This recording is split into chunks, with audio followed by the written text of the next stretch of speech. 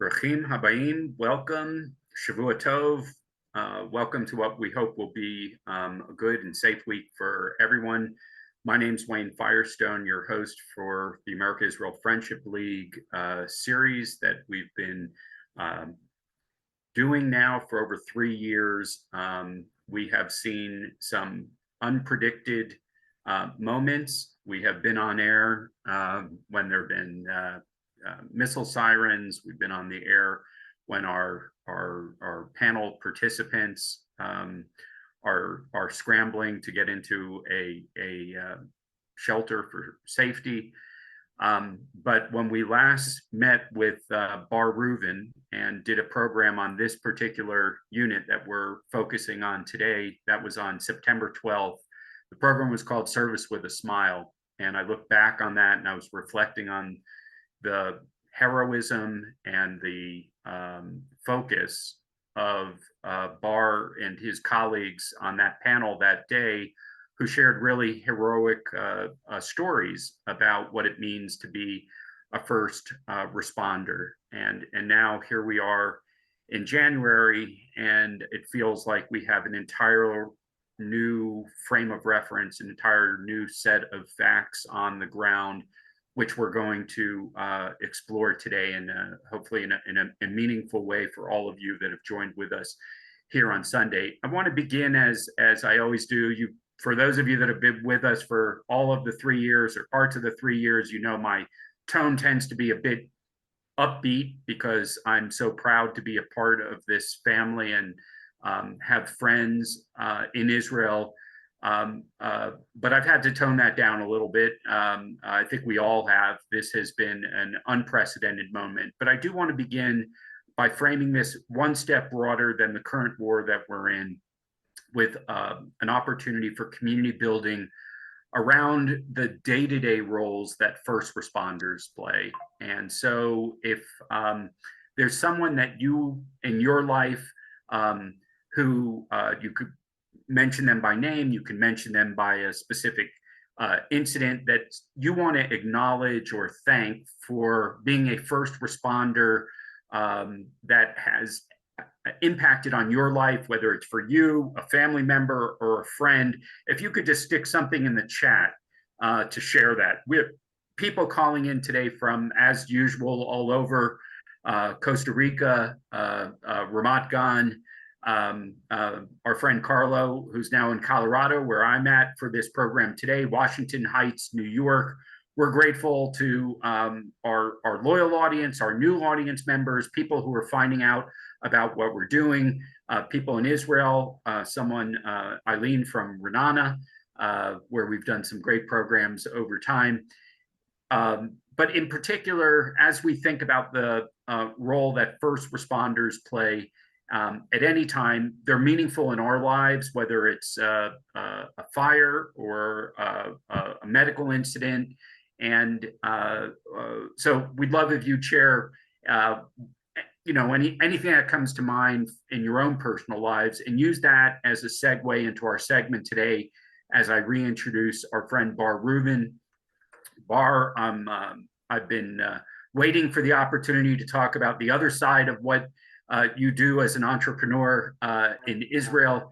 It fascinates me so much as we think about Startup Nation, just how much is learned from and is a part of the DNA of Israeli people that comes out of what you've learned as young people during your service.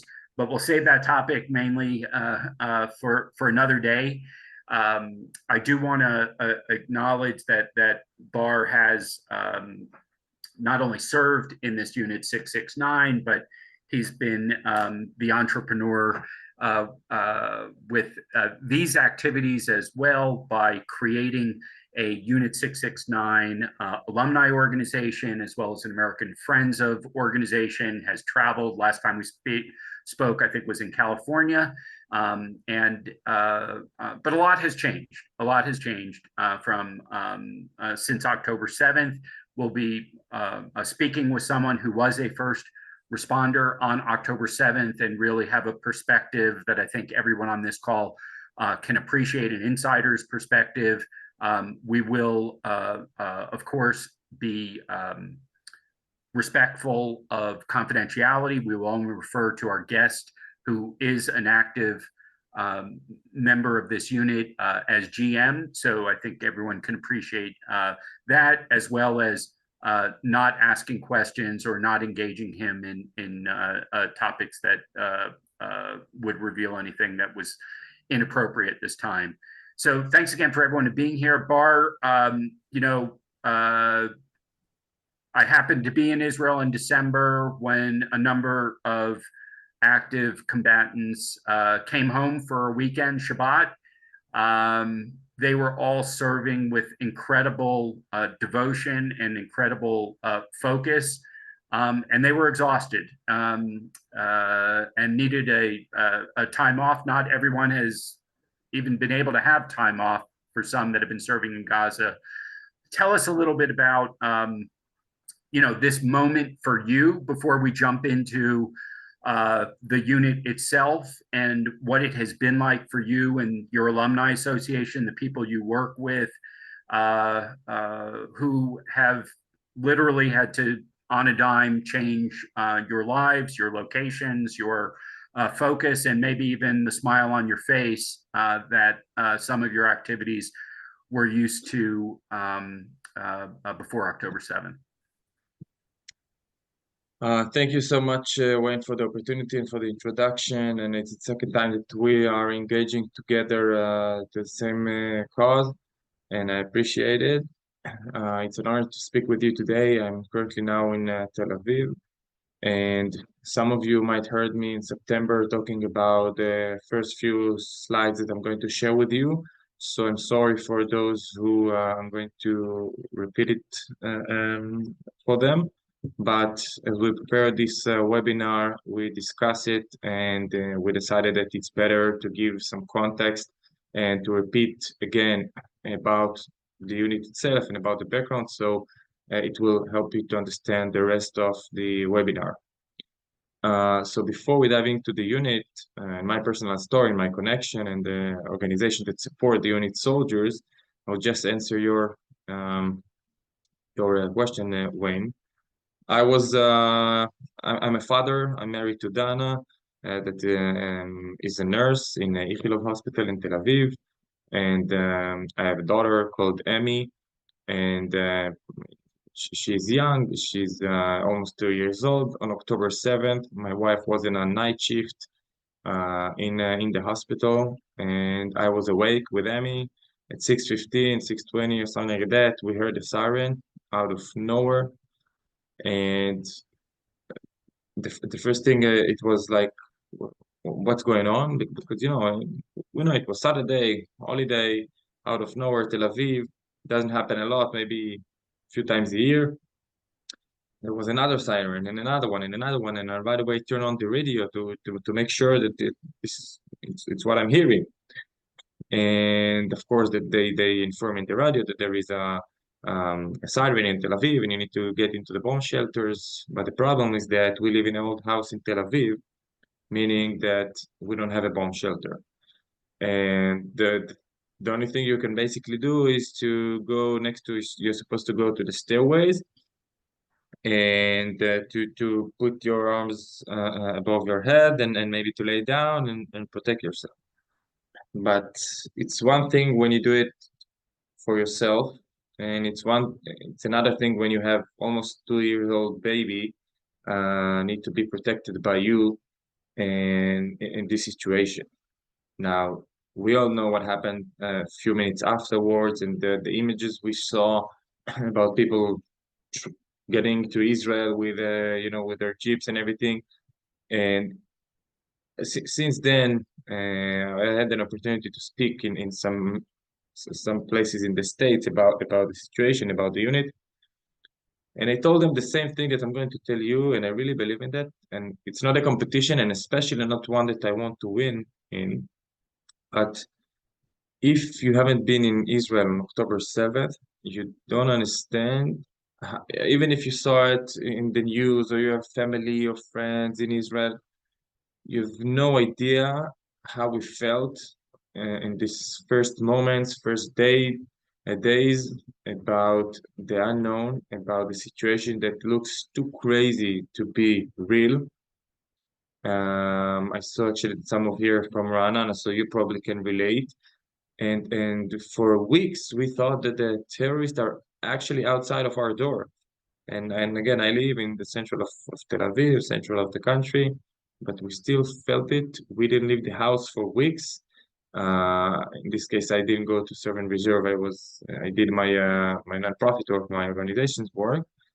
But the feeling was very difficult for weeks. And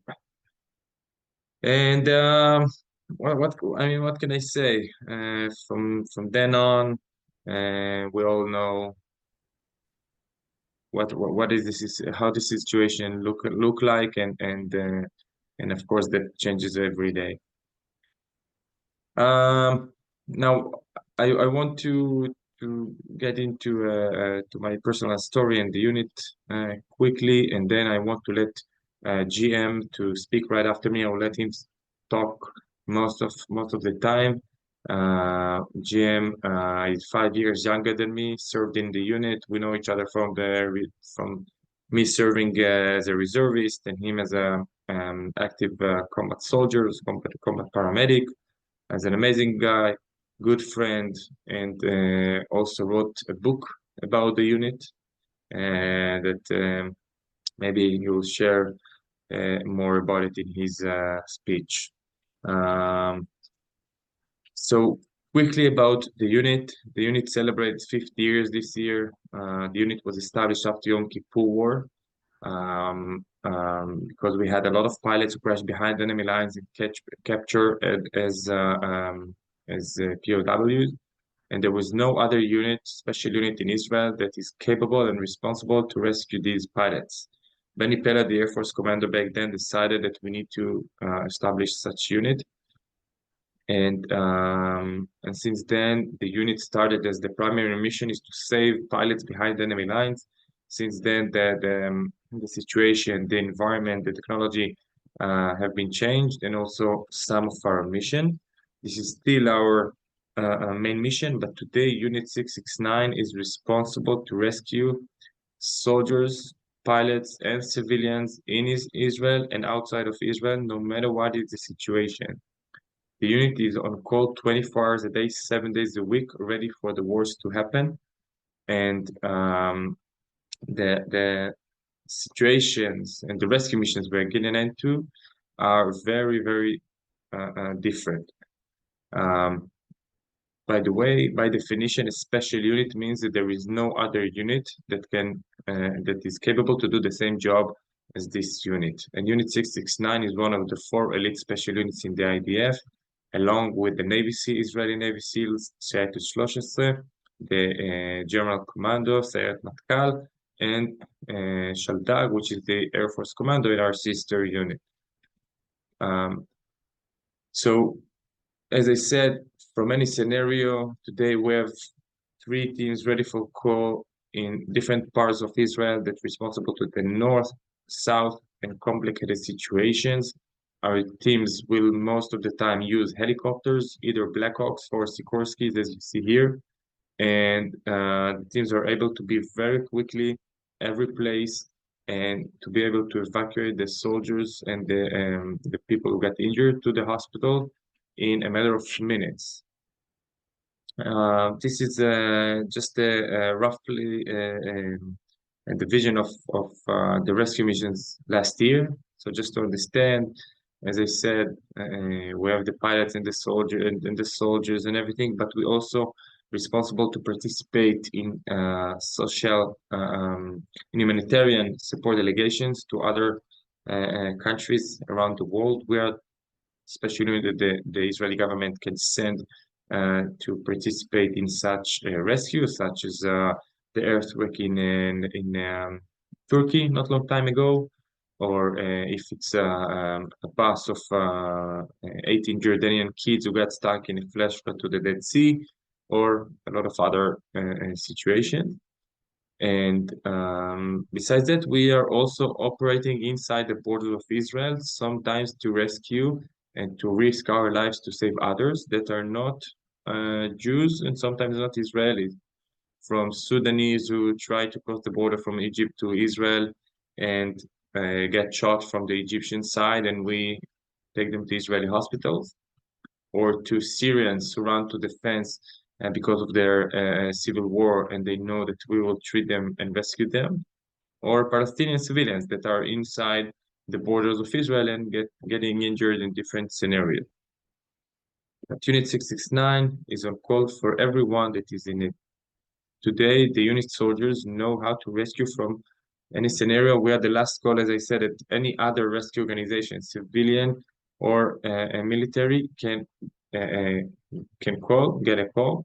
That's why we don't have the privilege to get into a specific scenario and said, wait, we're sorry, we cannot complete this rescue. We have to know how to take our skill set and combine it on the field most of the time under fire or under stressful situation. We know how to extract from airplanes and cars, and how to dive and make water rescues, and how to rappel down a cliff in a cave, and to do these kind of things. And we, of course, all of us are advanced combat soldiers. We know how to do everything under fire, and combat medics. We can, along with people like GM, as a combat paramedic or combat physicians that are part of our teams, we know how to complete basically any medical procedure on the ground or on the helicopter. Very quickly about the exception process to the unit. Every year, 10,000 youth on 12th grade try to get accepted to the unit. Only after 6 days of physical and mental training, only 50 candidates selected to begin the unit, one of the longest training course in the IDF, 1.5 years. And after 1.5 years, only 30 people graduate. So only 30 new combat soldiers every year. And that's what makes the soldier very unique, and also quite expensive. So that's why we also serve a lot during our reserve time, around 40, 50, 60 days a year. As GM, some people are students, entrepreneurs, as me, business owners, but 50, 60 days a year, they are soldiers. And of course, now, since October 7th, another 100 days that made people be soldiers. Our mascot, called the cat, and that's also the nonprofit organization that we established, is called based on our mascot, that represents a flexible animal that's always ready, lands on its 4 feet, and ready for working in the dark, in the night, and that's what the green eyes stands for. These are some examples for different missions that we took part in. I'm personally was in part of these missions, but just to show you that the unit make really a lot of rescue. I want to share with you a quick video about the situation now since the beginning of the war. Just to understand some numbers, the unit rescued in the first 36 hours more people than in 50 days of the war in 2014, Protective Edge. And until now, since the last 50 years, the unit rescued 15,000 people. Since October 7th, another 1,500. So just to compare the numbers. מסתכל סביב, רואה עשן שחור עולה מהרבה מקומות. אני לפחות לוקח נשימה כבר ברגע הזה, ואני מבין שזה הולך להיות ארוך. פקודת הזנק היא הסימן לכוח הכוננות של יחידה 669 שיוצאים לחלץ פצועים. זה קורה כמעט בכל יום, אבל יום כמו שבת שלפני שבועיים עוד לא היה. שום דבר לא משתווה ל-24 שעות האלה, לא בכמות הפצועים, לא בדחיפות שלהם לפינוי. כל פצוע שעובר לך בידיים זה פצוע קשה. פצוע שצריך עכשיו להגיע לבית חולים, לא באינטנסיביות של אירוע אחרי אירוע אחרי אירוע. זהו סיפורם של לוחמי היחידה הטקטית לחילוץ מיוחד, בימים הראשונים של מלחמת חרבות ברזל. נאמר לנו כבר בזנק שכל הכוננויות של היחידה, כל המסוקים באוויר. כלומר, הבנו כבר מאוד מהר שמדובר על אירוע שהוא לא שגרתי. שוב, זמן קצר אחרי זה כבר מקבלים את הזנק הראשון למשימה שיש פצועים, ומשם נפתחות 36 שעות מאוד אינטנסיביות של הצוות שלי בפרט ושל היחידה בכלל. בשימה ראשונה אנחנו מבינים שיש פצוע אזרח סמוך לשדרות, מירי בצוואר. רואים גופות של מחבלים שכובות על הכביש, זה ממש על כביש ראשי, ממש רואים גופות של מחבלים שכובות על הכביש, זכוכיות, רכבים, מרוסקים. מבינים גם שהמרחב הוא מאוים. זאת אומרת, הירי שגרם לפציעה של הפצוע הזה התרחש ממש כמה דקות לפני שהגענו, שכל רגע זה יכול לפגוש גם אותנו. האירוע השני כבר היה חילוץ ופינוי של לוחמים של יחידות מיוחדות. המשימות הראשונות היו מורכבות אך מוכרות ללוחמים. המשימה השלישית כבר הייתה בסדר גודל שלא הכירו. חילוץ לוחמי גולני שנפצעו בפשיטת המחבלים על מוצב מופ דרום. תיעוד מצלמות צה"ל ממבצע החילוץ אנו חושפים כאן בפעם הראשונה. נוחתים מחוץ למוצב, מבצעים תנועה רגלית, מבינים איך שאתה נכנס למוצב, אתה מבין שהיה פה אירוע קשה, אתה רואה מחבל שכוב בש"ג של המוצב. מת? כן, מת. הרבה מאוד פצועים, 10 פצועים, הרבה מהם דחופים, מפוזרים גם ברחבי המוצב, ואנחנו צריכים להתחיל לנהל את הערן הזה. אז אחרי שהעלינו את הפצועים על האלונקות, מתחילים תנועה לכיוון המנחת, והפרמדיק לוחם שלי, לוחם בכוח, מזהה תנועה מכיוון אחד המטעים. זמן מאוד קצר אחרי שהוא צועק את זה לי, פותחים עלינו באש. אני מנהל לחימה. מה אתה רואה? אני לא רואה, אני רואה שיורים עליי. אני לא יודע להגיד... רשף של... כן, אני רואה רשף, אני שומע מאיפה הירי מגיע. יש שם חתולים במנחת, ממתינים לאיסוף ויש להם התעצלות בשטח. המחבלים מופיעים ונעלמים בתוך מטע. מסוק החילוץ נאלץ להתרחק מהכוח בגלל ירי פצמ"רים, ומפקד הצוות מבין שככה הם לא יצאו מזה.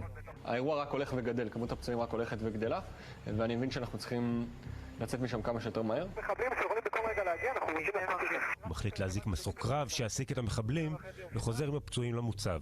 לבצע ירי ספח על שדה נקי מדרום. 60 קשר, טווח 7-7. אנחנו מוכנים לקבל את האסור. הנחית אותי אסור, זה מסוק מאוד גדול. אני רוצה שיגיע ינשוף, מסוק הרבה יותר קטן, אמנם פחות מקום לפצועים, אבל אני יכול להנחית אותו הרבה יותר קרוב אליי, בתוך המוצב. זהו, בשלב הזה יש הרבה שיח מולו, כי המזכ"ר מזהה את המנחת, והם מבינים שבאמת הולכת להיות פה נחיתה קשה, בלשון המעטה. הרבה שיח והרבה דאגה מוצדקת מצד המסוק הינשוף, שלא בטוח שהנחיתה תתאפשר שם. זהו, הוא מגיע אלינו, באמת מבצע נחיתה, במילים של הטייס, הנחיתה הכי מורכבת שהוא ביצע בחייו. יש כמה דקות לפני שאני מבין שהינשוף נוחת בתוך המנחת, אומרים לי שיש עוד פצוע בחדר אוכל. נכנס, מסתכל בפנים, הוא אומר לי, תיזהר, יש פה נפלים, ואני רואה על הרצפה מלא רימונים. החדר שרוף מבפנים, וריח מאוד מאוד חזק של גז בתוך החדר, ברמה שאי אפשר לנשום, זה לקחת אוויר מבחוץ ולהיכנס. ומחליט שאין סיכוי שאני משאיר אני לא יודע בוודאות שאותו לוחם הרוג, ואני אעשה את זה בצורה הכי טובה והכי בטוחה לכולם. נכנסים פנימה, מבין שהוא הרוג, מכסה אותו ונותן לו את כל הכבוד האפשרי, וממשיך הלאה.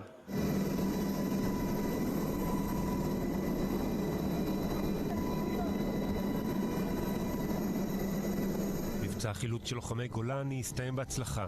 גם כל שאר החילוצים של היחידה במהלך הלחימה. היחידה שיודעת להביא את מה שאנחנו יודעים להביא, ואין לנו אופציה להיחשב. אבל מדובר ביחידה קטנה, מול כמות האירועים הבלתי נתפסת, קשה שלא לחשוב על כל אלו שלא יכלו להגיע אליהם לוחמי יחידת החילוץ 669. עשינו כל מה שיכלנו. בחיים לא חשבתי שאני אגיע לכזאת רמת אינטנסיביות. ואני גאה במה שעשיתי, אבל נשבר לי הלב על מה שלא יכלתי לעשות.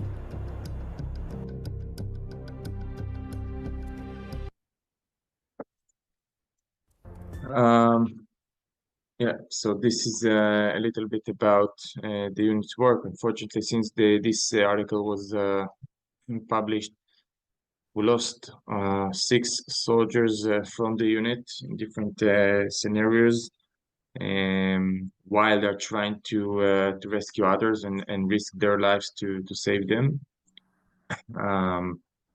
We lost 6 that served in our unit and during this time, but also another 5 who served with other units but grew up in our unit. So this war is very for good and bad impactful for our unit until now. Another very important part was that one of the roles of the unit, the responsibilities, was to bring back home the Israeli hostages. This is the forgot his first name, but Alomi, a kid that was almost 60 days captured by Hamas in Gaza, and our unit gave some medical treatment during the flight and took them to hospitals. So this is also a guy was part of some of these rescues as well, these missions. Like to give you some explanation of how I got connected with this organization. So when I finished the service in 2014, I founded a nonprofit that support the unit and the soldiers, and take the medical skills and experiences we get in the battlefield, in the military service, and we pay it forward to the Israeli society. One of the important projects, by the way, is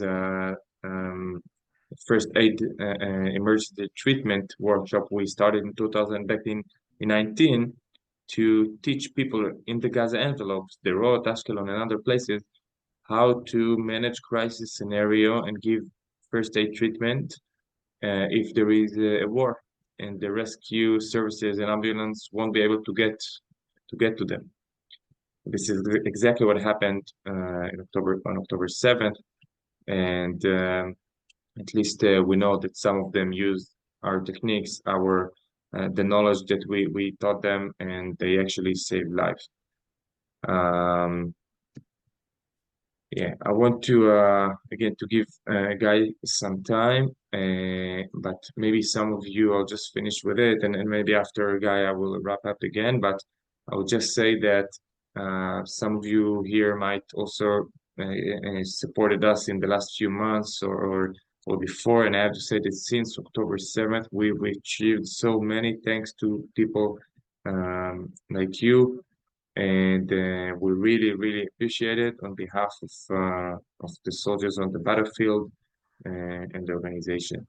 So thank you so much for being here on Sunday, and I'll let Guy talk. Thank you. Thanks, Bar. So I'll be here this evening or morning or whoever is all over the world. My name is G. I study medicine in Tel Aviv, 5th year. I'm engaged to Noga, my fiance. Served in the unit as a combat paramedic. I still serve on reserve.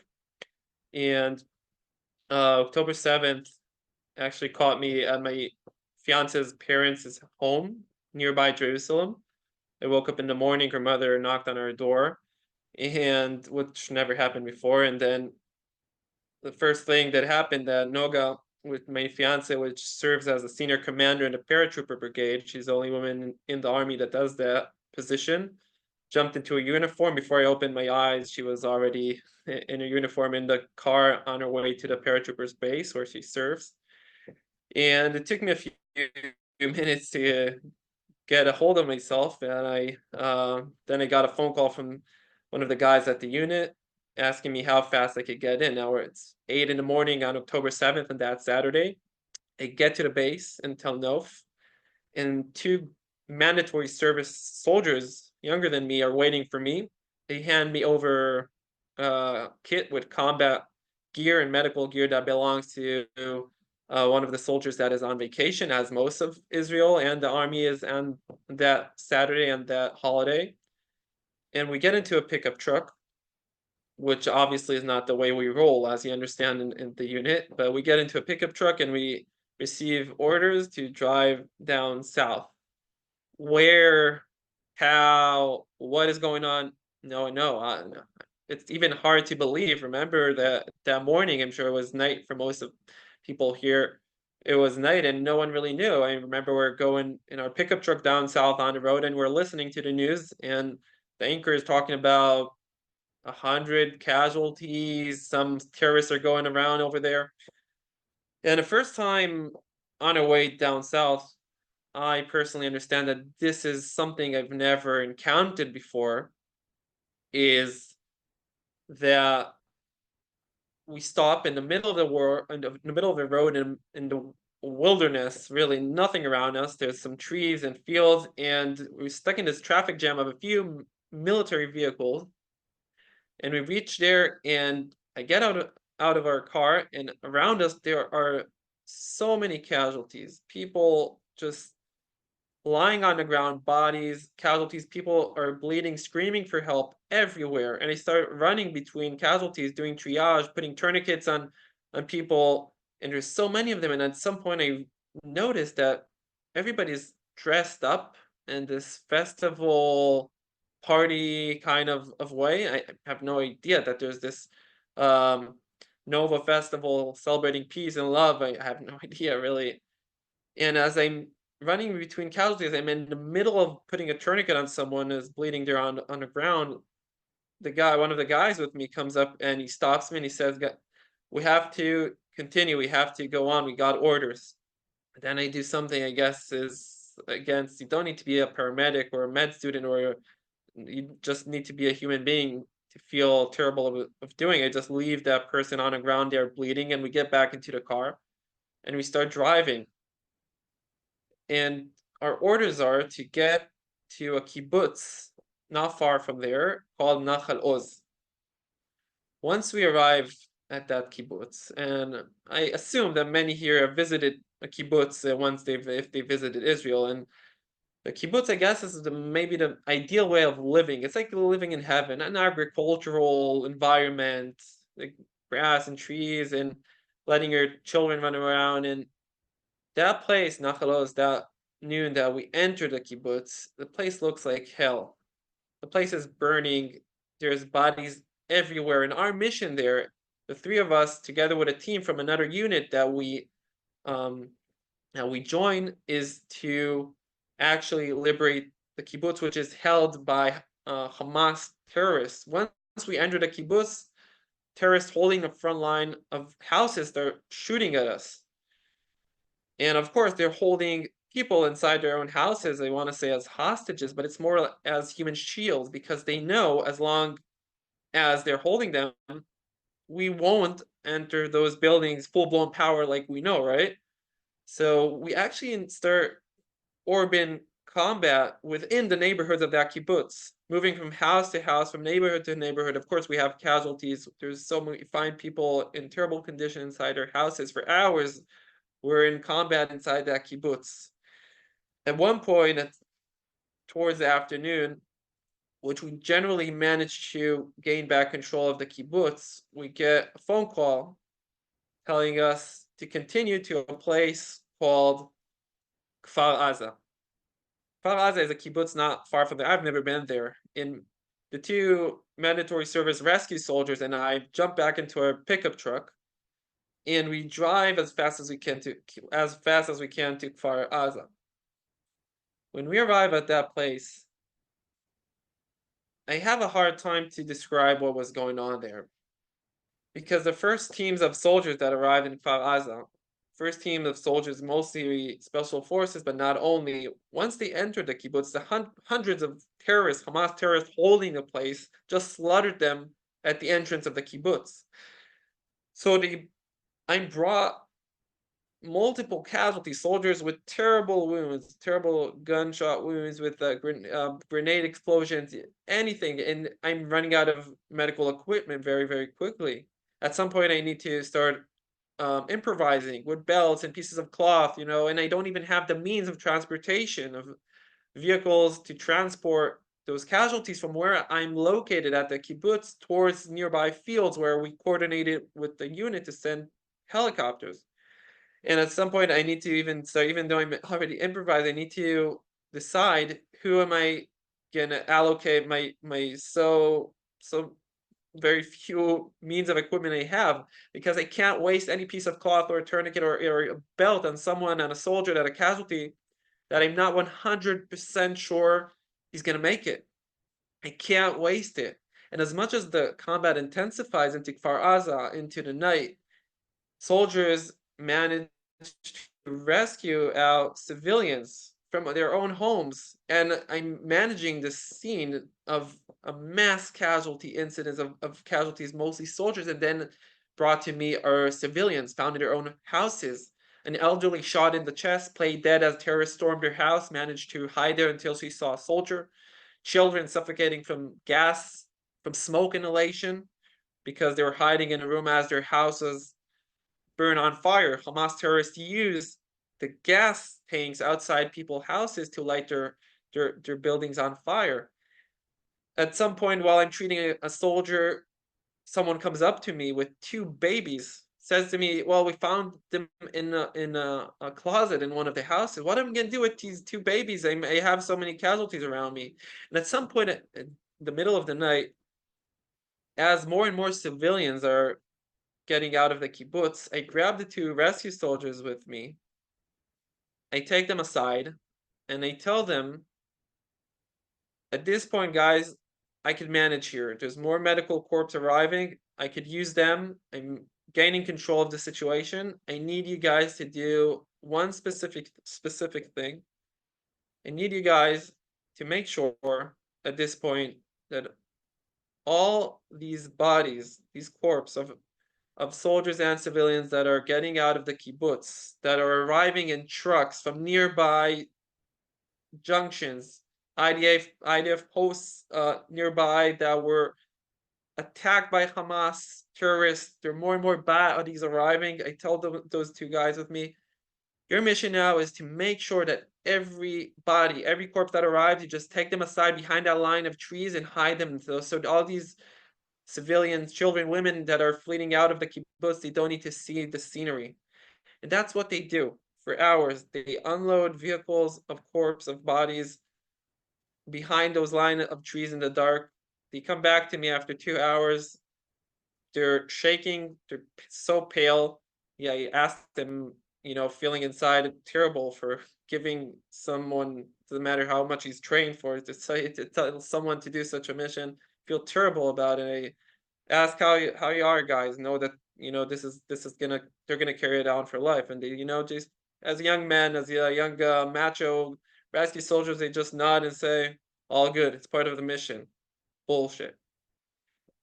Then sometime before sun comes up, around 4 a.m. I think it is, we get a phone call from the unit as we generally manage to gain control back of the kibbutz of Kfar Aza. We get a phone call telling us to continue to a place called Be'eri. Also never been there before. And as we arrive to Be'eri, our mission is, as we join into another unit and use their armed vehicles, we enter in and out of the kibbutz in an attempt to rescue wounded civilians, elderlies that are just stuck in their own houses. They can't make it out. And we travel through the kibbutz, look for signs of life. We have, intel telling us that there might be people in different places around the kibbutz. As we drive the roads inside the place, we are shot by terrorists holding buildings inside the kibbutz. But we don't stop. Our mission isn't to engage in combat with those terrorists. It's only to look for casualties that we could save. And as we do that in and out of the kibbutz, at some point, as nature is, the sun comes up, unveiling, revealing the horrors that Hamas terrorists have conducted in those yet almost 24 hours of attack. There are bodies everywhere. There's children slaughtered at the front of their own houses. You see elderly is shot from the back next to their club cars, women next to their cars. You see the door open and someone shot from behind. There's lines of drops of blood as they were running towards the car and were just shot from behind. And the scenes are just unbelievable. And it's, no one here has been spared this terrible, but yet I feel it's our obligation, definitely my obligation, not as much as I'm capable of, not to spare those sceneries. It's my obligation to all those bodies, people that were slaughtered at the entrance of their own houses, in their own kitchens, in their own bedrooms. And that's what we do generally until midday of October 8th. And then we get a new mission. We join with a team from another unit. And our mission is to listen to the radio and to respond to different missions around the region where terrorists are still jumping out of their hiding places, ambushing soldiers, ambushing civilians. And we just get the mission on the radio and respond. We just drive on 4 Hummers as fast as we can, either join combat, either treat casualties and evacuate them into 669 helicopters. And during those days, every few hours, Noga, she's already put together a temporary headquarters in the city of Sderot, in the town of Sderot, and they're heavily bombarded. And from there, she manages the attempts of her teams there, of the paratroopers all over the region. So she knows what's going on everywhere. And every few hours, she just texts me, asking me, "Where are you? Are you okay?" And I just answer quickly, "I'm okay. I'm here. I'm there." And she usually knows, but when I say where I am, what's going on. In one of those days, as I'm texting with Noga, we get on the radio mission. Terrorists jumped out of bushes in a place in a kibbutz called Kisufim, which in Hebrew means yearning or missing someone, something. And we drive there as fast as we can. And when we arrive at the place, there's Golani Brigade soldiers that were ambushed by those soldiers. We treat the casualties. We evacuate them to 669 helicopters. In a short time afterwards, we return to search for the terrorists. They managed to run away, to escape. And for hours, we look for those terrorists around the kibbutz. And at some point, they managed to ambush us. 7 of our guys are shot. 2 of them are critically injured. They start treating them on the ground there. And we load them to the Hummers. We start driving towards one of the nearby fields where we coordinate while we're driving with the unit to send a helicopter. And when we arrive at the field, we're waiting for the helicopter to arrive. I'm with these 2 casualties with me. One of them was shot in the chest. He's very severely wounded, and I'm preparing to do this procedure, which I insert a tube into his chest to drain out the blood in the air. And I feel, as I'm kneeling nearby the stretcher, I feel my phone vibrating in my pocket again and again and again. Of course, obviously, I'm not going to answer my phone. What type of may soon to be one day a physician I'd be if I'm inserting a tube into someone's chest, answering my phone. But at some point, it crosses my mind that it might be one of the guys in the helicopter trying to communicate with us, trying to understand where we are. So I'm literally holding the tube in the casualty's chest, and I look at the phone and I see it's Noga calling me.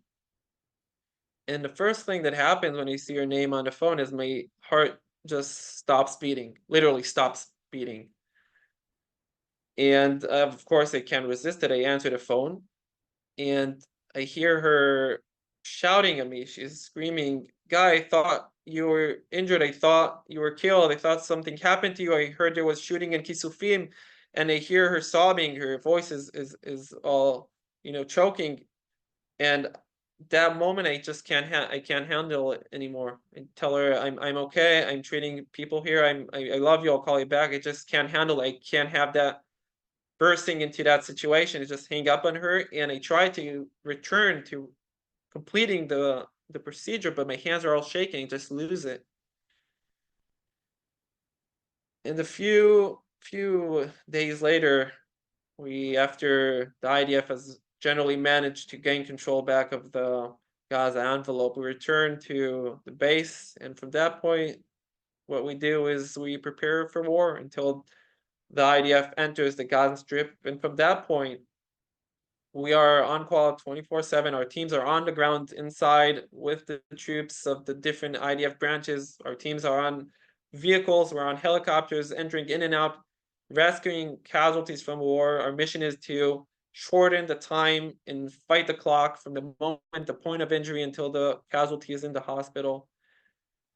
And we're doing it down south in Gaza, up in the north, in different places around the region, meaning, region is the Middle East, etc., because this is a multi-front war we're dealing with. And in a more personal note, I've learned for myself, on myself, a while ago.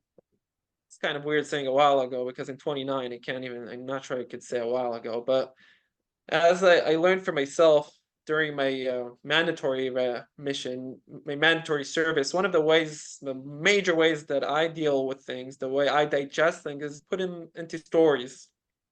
That's what I did through the pipeline of the unit, and then as a combat rescue paramedic, I would jump out of the helicopter, returning from a mission, from an operation, run to my laptop and start writing the emotions, the thrill, the pain, the fear, and putting them up into stories. That's what I used to do.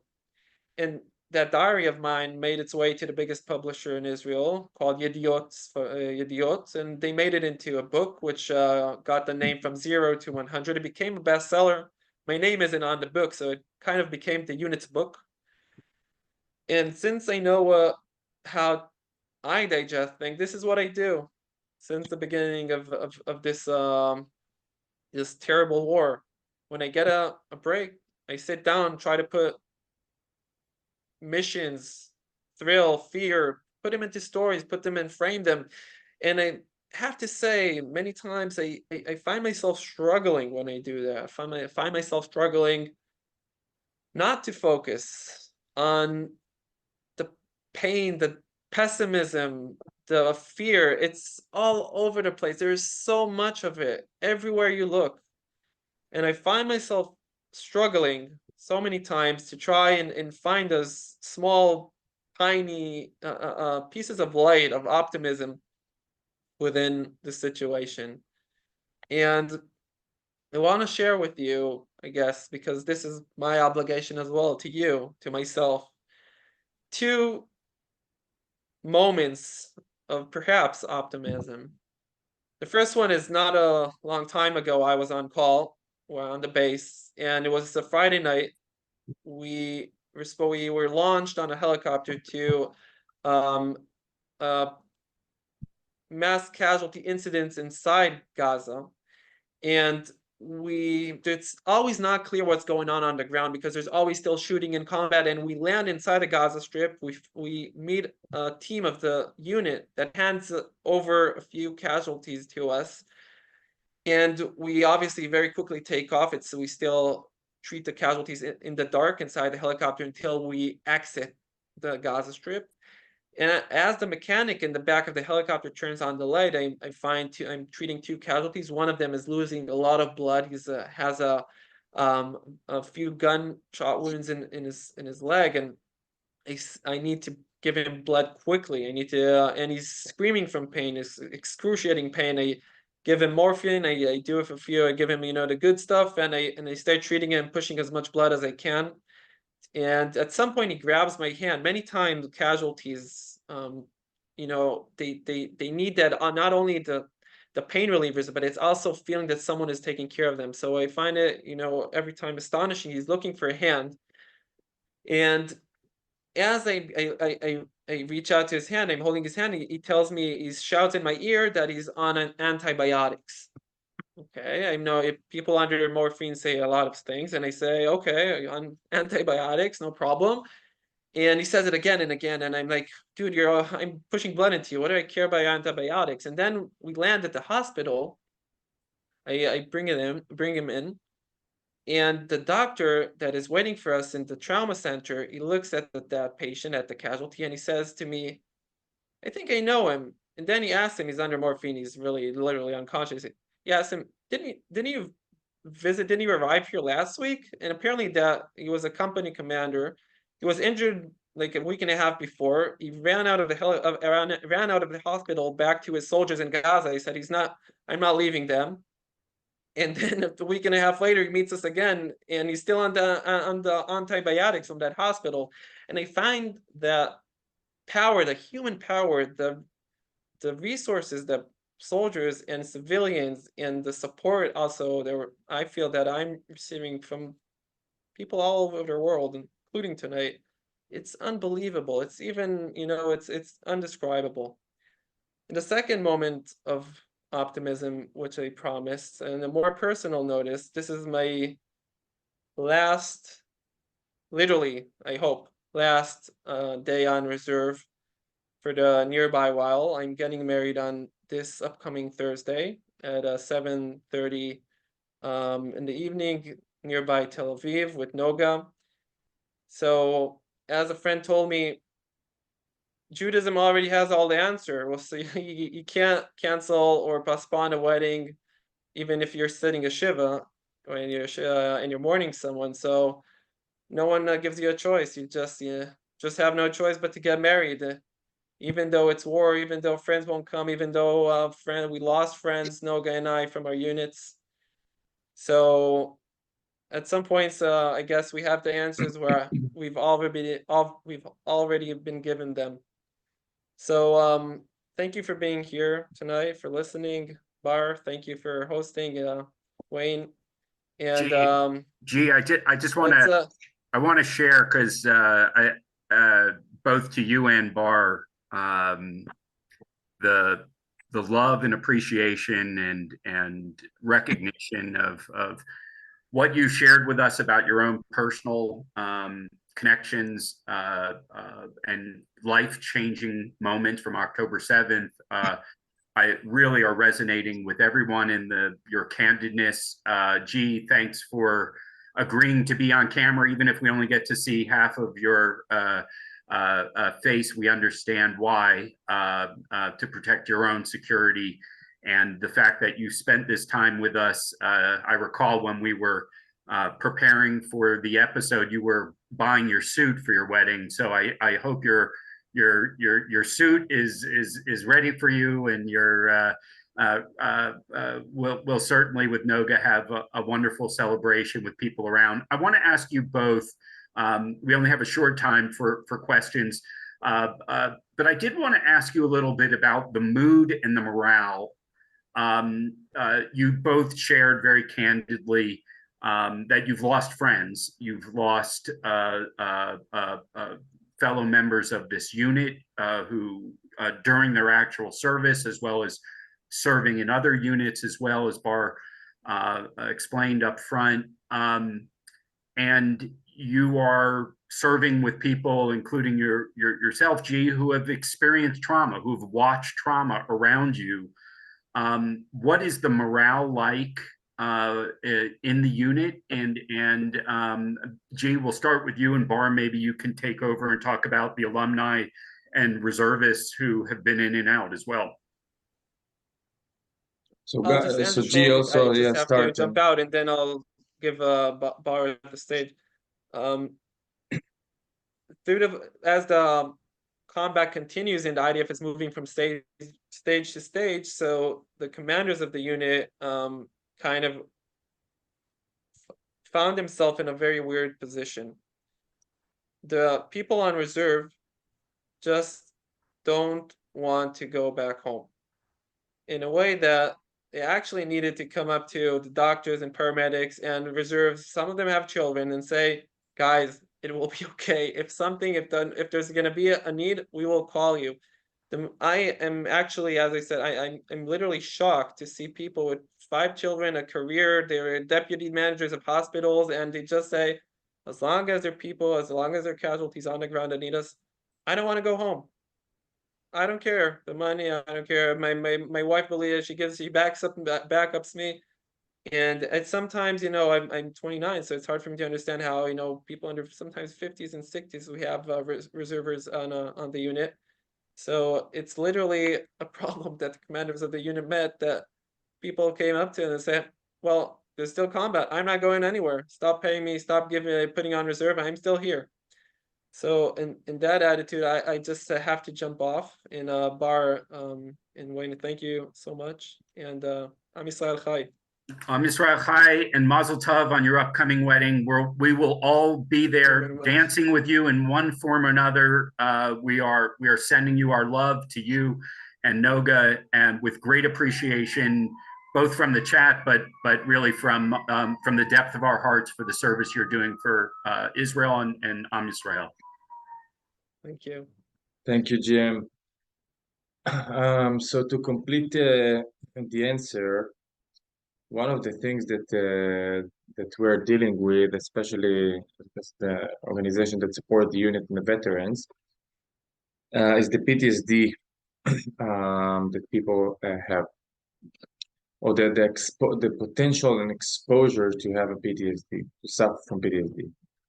The nature of our work is to, and that's why G called this name this way, from 0 to 100, because this is the transition, the aggressive transition you make from doing nothing and waiting that the siren will turn on, and to be on the field. And people in our unit will always get into crisis scenario, difficult situations, dead bodies, blood, and stress, and especially when you're in and out for being a soldier or not. I mean, as a combat active soldier, it's one thing, but as a reservist, that you come for a week in a row to be as an on-call squad, and you might get 0 calls, might get 5 or 10. And again, you can think about people who were on call on October 7th, reservist. I'm 35. I've for friends of mine, 35 years old, 2 kids.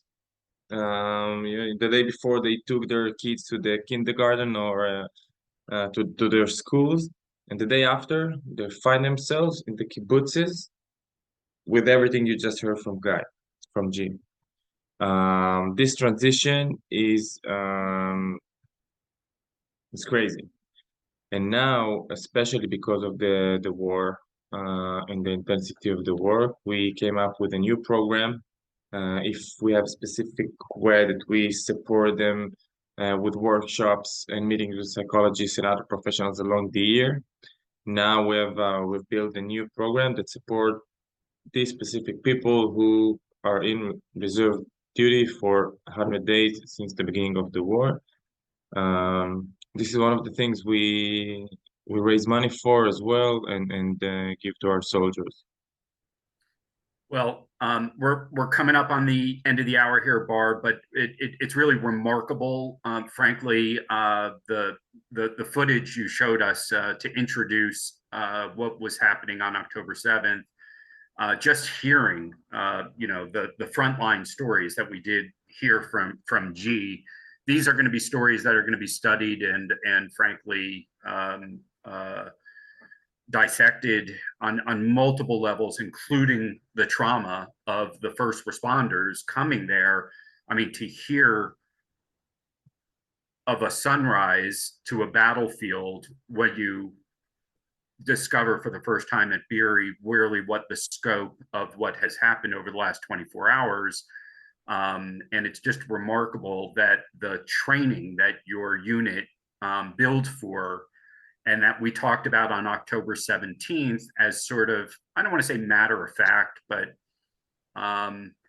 had scenarios in which you were prepared for. Clearly October 7th sort of changed a bit of the playbook, and there's much still to learn, much still to understand. But I think the fact that and I met one of those soldiers that was actually rescued from Nahal Oz early and insisted on going back on October 8th. He was rescued on the 7th. He returned on the 8th because he wanted to be with his unit and doing their mission. I think that's exactly what we heard from G, and will be one of the, I don't want to say silver linings, but will be one of the takeaways that we already see, the just how Israelis have answered the call to service, even under the most horrific set of circumstances. So Bar, last word for you, just in terms of, we've already had people in the chat ask how they can be supportive of the unit and your efforts. And obviously this is going to be a continuing challenge. The PTSD issues are really, maybe some of them have been put to the side because the soldiers haven't returned home, haven't returned to their lives. They've been disrupted and interrupted. We want to make sure people that really understand the depth of this story and the depth of the work that you're doing is continues to be supported.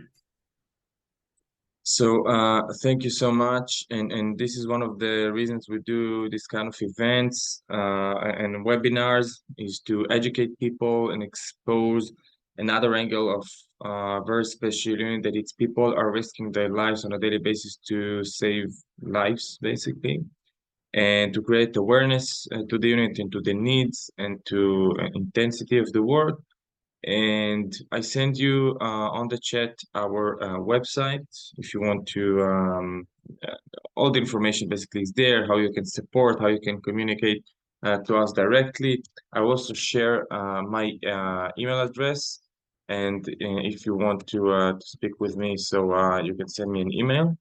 And also Wayne and the team is going to send you a summary email for this webinar with some more information and another video article about the unit and its activity about on the war. So I also suggest you to watch it. And we will appreciate every support from a small one to big one, and we're very creative in the way that we can accept different ideas of how to support. So Bar, thanks so much for organizing this and for today. Give a big hug to your 2-year-old daughter and your wife, and dance with joy at G's upcoming Simcha. We'll be dancing with you, thinking about you all, and look forward. We'll send you a photo. That sounds great. We look forward to doing more episodes with you and sharing the importance of your work going forward.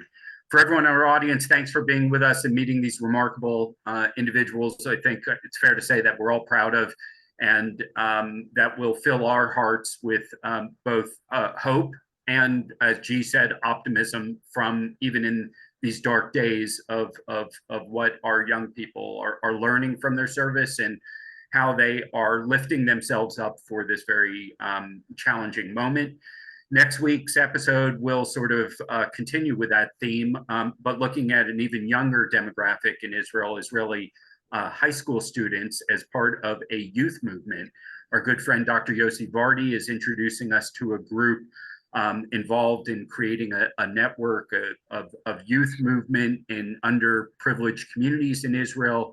It's called Anya Banya. It includes lots of different immigrant communities, but it is not focused on a single community. It's actually an attempt to speak to Am Yisrael, the full of Israeli society, and integrating people in high school who themselves have brothers, sisters, cousins, loved ones who are in service now. We're going to look at how that plays out in the teens and young people in Israel who are going through this now, coming to school, arriving in school with the kind of also trauma and fear and anxiety, and how they are responding to this as part of their youth movement. So come back with us next Sunday, January 28th. Everyone, Shavua Tov, have a safe week. להתראות.